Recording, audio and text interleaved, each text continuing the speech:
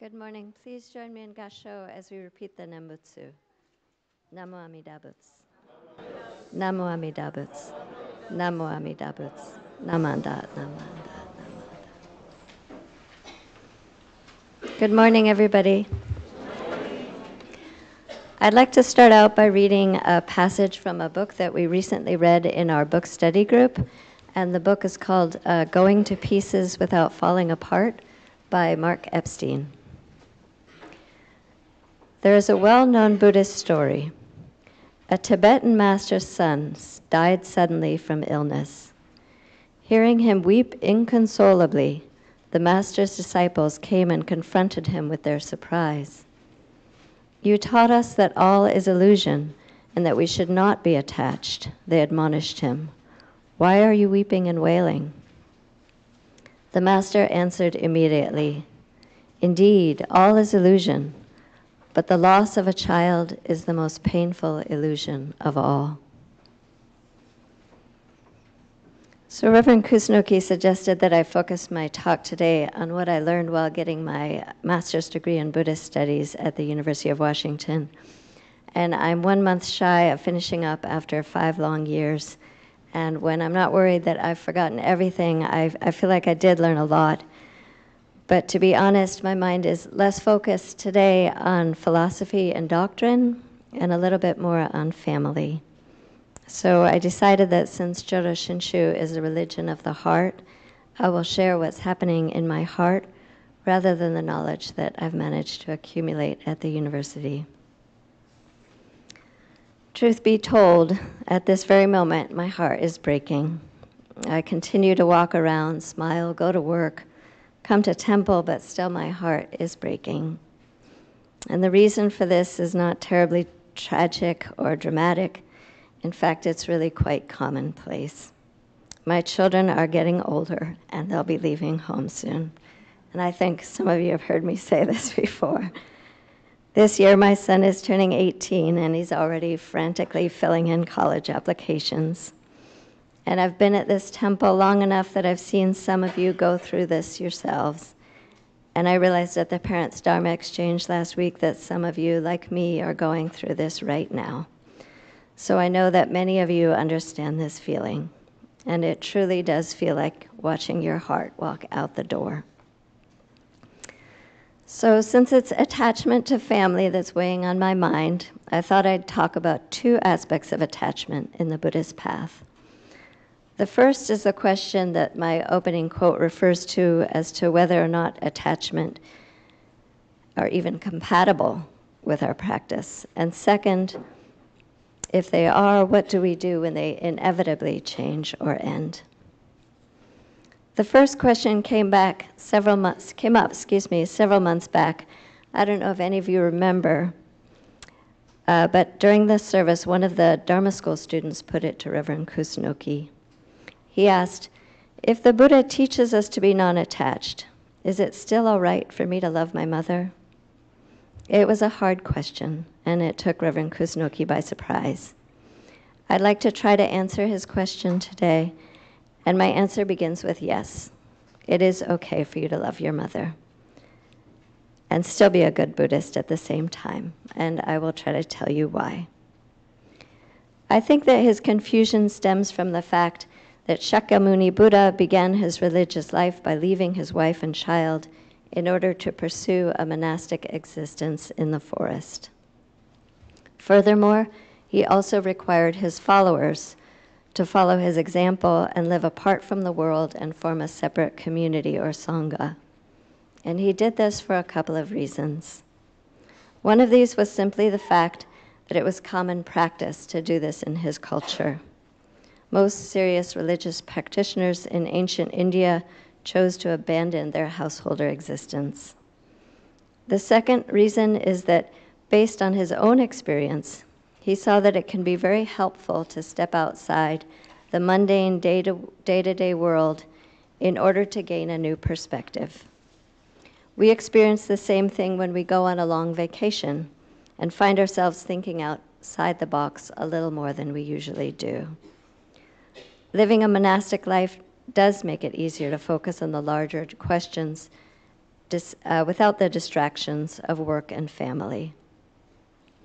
The Buddha was a practical man, and he recommended monasticism not because of its religious significance, but simply because it worked well for him.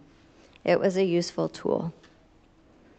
But that is not to say that this is the only tool that can be used to attain an awakened view. There are, according to Shakyamuni, 84,000 of them.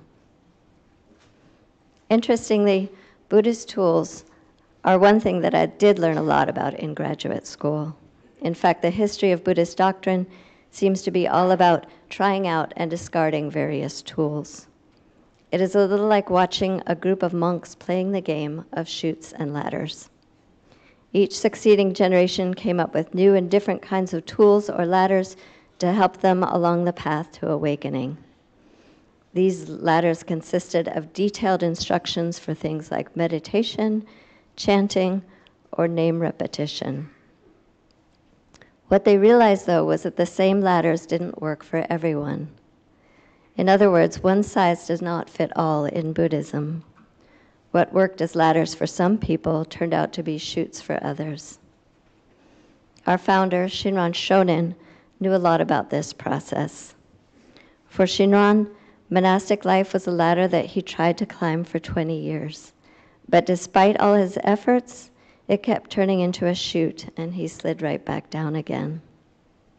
He was trying to climb up to a pure and transcendent view on Mount Hiei, but much as he climbed, he found that he was still confronted with the same insincerity, jealousy, and contrivance that he found in himself in the mundane world. Because of this, he decided that for him, monasticism was not necessary or even desirable in order to become awakened. He decided to try a different ladder. He got married and had a family and pursued the Nembutsu path.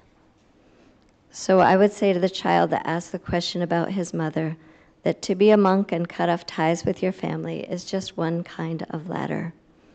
And ladders are not the point in Buddhism. Like the story of the finger pointing at the moon, the ladder is not the moon itself, it's just one way to get there. And this brings us to the second part of our talk. Now that we've established that it's okay for us to form attachments, let us now turn to what to do when these attachments inevitably change or end. I think that the best way to try to approach this question is to look at the famous story of Kisagatami and the mustard seed. This is a story that I suspect that most of you know by now, about a mother who is distraught with grief over the death of her child. Unable to accept his death, she carries his body all through the town, begging everyone that she sees to revive him. Finally, someone sends her to the Buddha, who tells her that he will do as she wishes if she can gather but a handful of mustard seeds. The tricky part was that each seed must come from a household that has not experienced the death of a loved one. She knocks on every door, but of course she cannot gather even a few mustard seeds.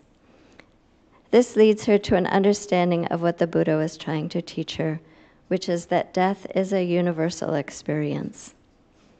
When she comes to this realization, her grief retreats from madness and takes on the ordinary form of heartbreak.